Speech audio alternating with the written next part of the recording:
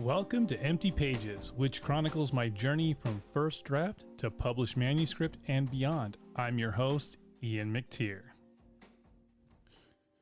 Welcome back, return listeners. If this is your first time listening, welcome. I hope you find these episodes to be useful.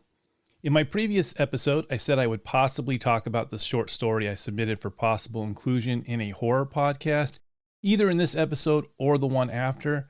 I found out that the date for announcing the winner was extended, and so as of the time of recording this, I still have no idea if I won or not.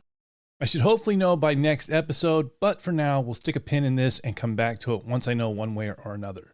I'm very excited about my entry, but if it doesn't get chosen, I will submit it elsewhere and see what happens there.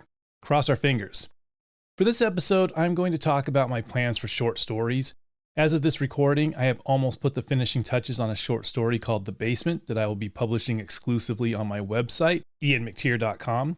Keep an eye out on my Twitter and Instagram accounts, as well as my website for the announcement of it going live sometime this month. It might even be live by the time this episode is released. If you're someone who prefers audio over reading, never fear, I got you, baby birds. At some point, I plan to release an audiobook version of it, but with it being the holidays, I can't guarantee that it will be completed in time. So, if you see the announcement for the written version but not the audio, please be patient. I'll get it out as quickly as possible. Regardless of whether you read it or listen to it, please feel free to reach out to me and let me know what you think. With my short stories, I plan to do a combination of trying to get them published in traditional anthologies and publishing them straight to my website. With publishing, it's a bit tricky. Every story I choose to publish on my website is considered published. When submitting a short story for consideration for publication, some companies want stories that have never been published anywhere, while other places are okay with reprints. This, in and of itself, isn't really an issue to me. I get why a company would want to publish only stories that have never been seen anywhere else because it gives them the potential of being the one who discovered a future best-selling author. This is all something I need to keep in mind as I go forward, as I work towards my own goals as a writer. One of my plans is to eventually self-publish an anthology filled with my own stories. This anthology will also include another 2 or 3 short stories that have never been published anywhere, just to make it worthwhile should you choose to purchase a copy. Thus, it will be a balancing act between trying to achieve my aims of being published traditionally, while also trying to establish my bona fides as a writer. There's also the matter of winning awards. While winning any awards for my writing would be the bee's knees, it's not my main goal. My main goal is to write the best stories I can and release them into the world for people to enjoy. I'm not going to lie though, as part of me thinks getting an award for it would be a pretty cool way of showing the haters how wrong they were. Suck it, haters! The more logical part of me likes to remind me that there are plenty of good writers who wrote really good stories that people loved who never won an award. Point taken. However, in order to potentially win awards, you have to have your story submitted, usually by the publisher or editor. To my knowledge, you can't submit your story yourself, though I could be wrong. If I am, feel free to let me know. So, I'm hedging my bets just in case.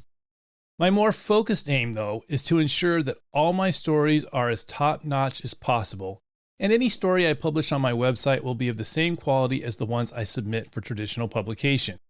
Which ones I choose to submit and which I choose to self-publish will depend largely on the reasons for their existence.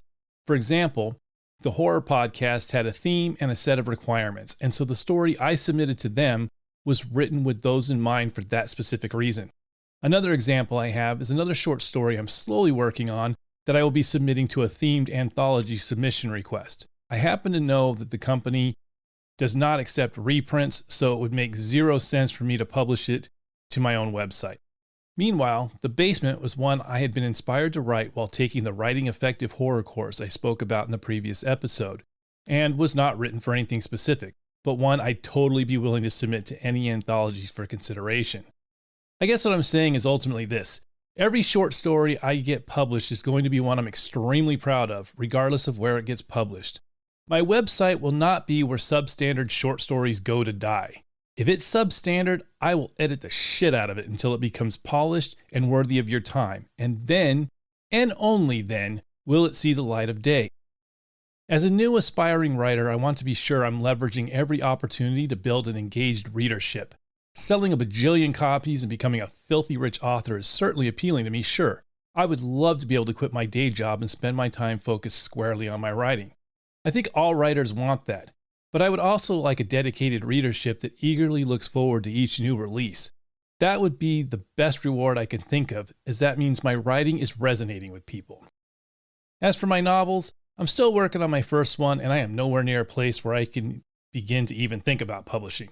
But I can safely say I will never be publishing a novel to my website. There is one caveat, though.